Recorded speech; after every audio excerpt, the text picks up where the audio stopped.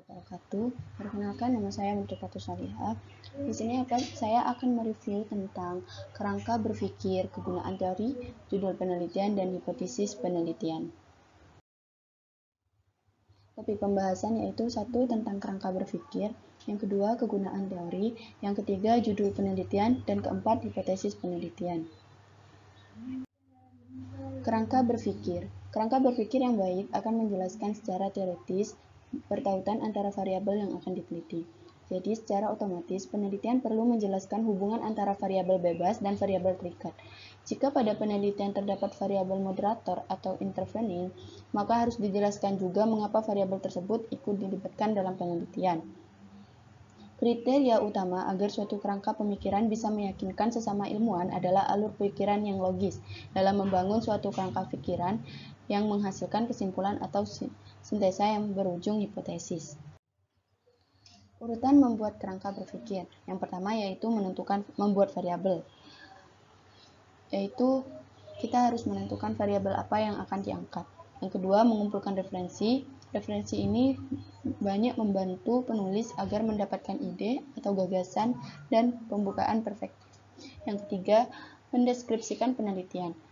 Melakukan deskripsi teori dapat diambil dari sumber referensi yang sudah dikumpulkan. Karena konteksnya adalah penelitian, maka deskripsi perhatian pemilihan bahasa yang baku, baik, dan benar. Yang keempat yaitu pembahasan teori berdasarkan hasil penelitian. Analisis secara mendalam, di mana teori yang diambil cukup garis besar dan benang merahnya saja. Yang kelima yaitu membuat kesimpulan.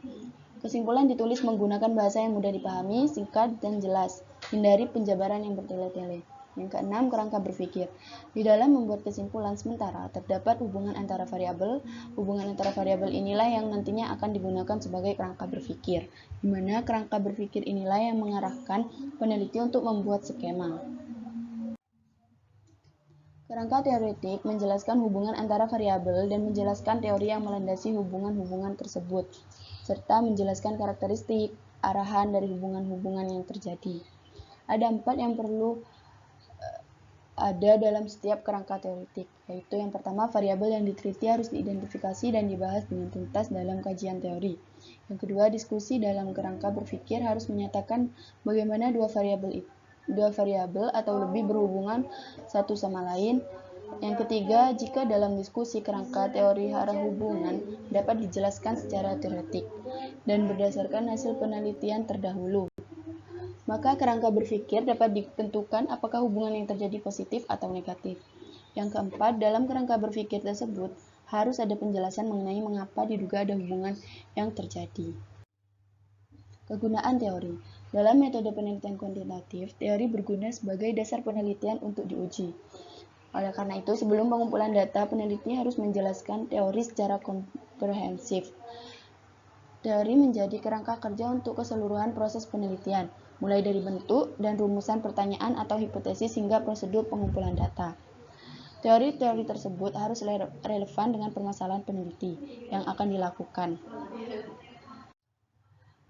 Dalam menyusun sebuah landasan teori, ada beberapa hal yang harus diperhatikan oleh peneliti, yaitu terdapat hubungan dengan masalah yang sedang diteliti dan berisi hasil penelitian sebelumnya. Yang kedua, penulisan antar bab dan subbab yang lainnya berhubungan dan jelas, serta perhatian aturan-aturan penulisan pustaka. Yang ketiga, studi pustaka memenuhi prinsip keterbaruan. Teori yang digunakan dalam penelitian memiliki beberapa fungsi. Yang pertama, untuk meringkas juga menyusun pengetahuan yang ada di dalam suatu bidang. Yang kedua, berperan untuk memberikan keterangan secara sementara tentang peristiwa dan juga hubungan-hubungan yang sedang diamati. Yang ketiga, berfungsi untuk merangsang adanya perkembangan pengetahuan baru dengan cara memberikan arahan ke penyelidikan yang selanjutnya. Secara umum, teori tidak perlu berbelit-belit. Teori yang baik cukup memiliki sebuah ide sentral yang tertentu, sederhana dan mudah dipahami. Judul penelitian. Judul merupakan nama atau identitas dari penelitian yang mencerminkan apa yang diteliti oleh peneliti. Ada banyak hal yang bisa dilihat dari judul penelitian. Variabel penelitian sudah dapat dilihat dari judul tersebut.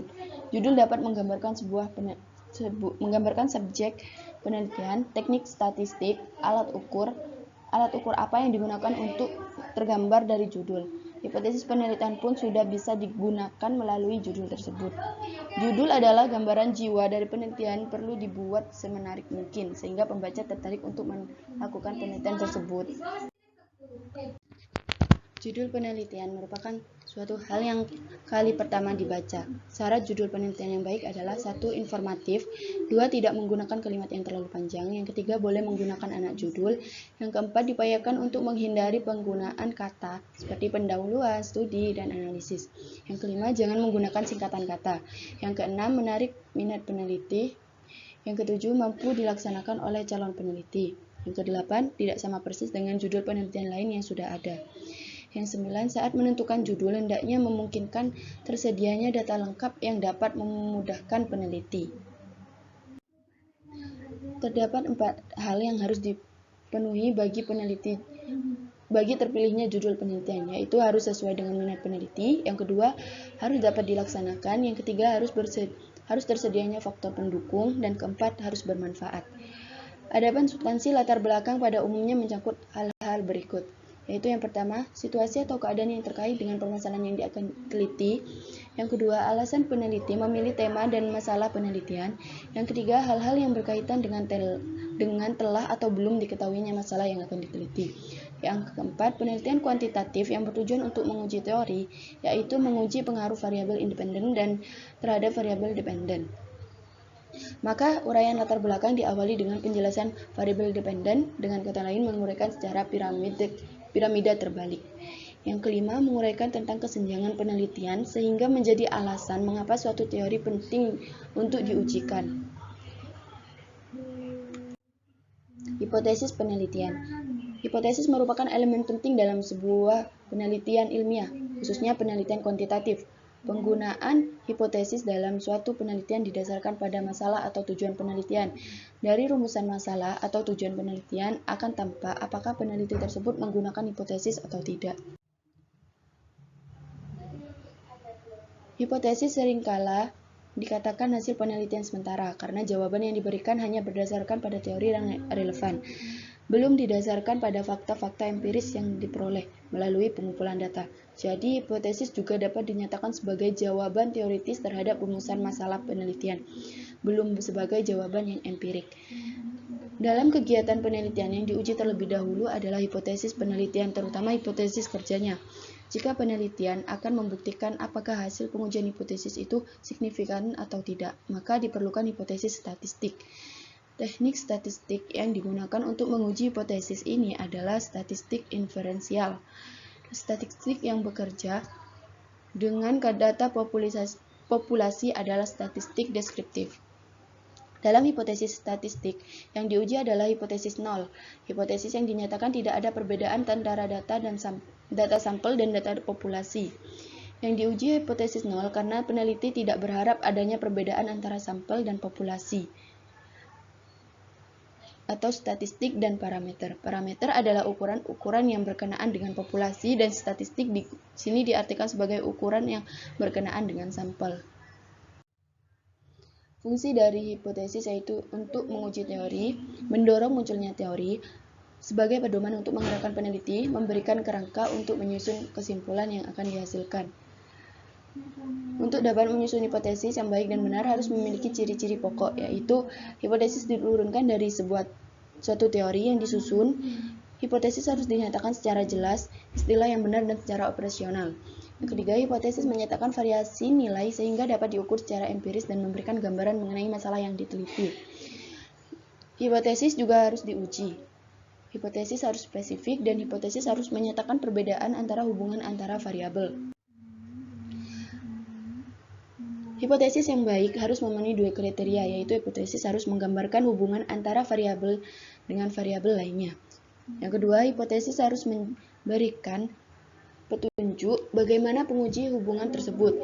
Hal tersebut berarti variabel-variabel yang dicantumkan dalam hipotesa harus dapat diukur dan arahan hubungan antara variabel tersebut harus jelas. Yang ketiga, dinyatakan dalam kalimat yang jelas sehingga tidak menimbulkan berbagai penafsiran. Yang keempat, dapat diuji dengan data yang dikumpulkan dengan metode-metode ilmiah. Rumusan hipotesis ini sering dimulai dari suatu proposisi menunjukkan hubungan antara variabel dan diikuti oleh pernyataan yang lebih spesifik tentang arahan serta kuatnya hubungan tersebut. Peneliti yang merumuskan hipotesis adalah peneliti yang menggunakan pendekatan kuantitatif. Sekian review dari saya, kurang lebihnya mohon maaf. Terima kasih. Wassalamualaikum warahmatullahi wabarakatuh.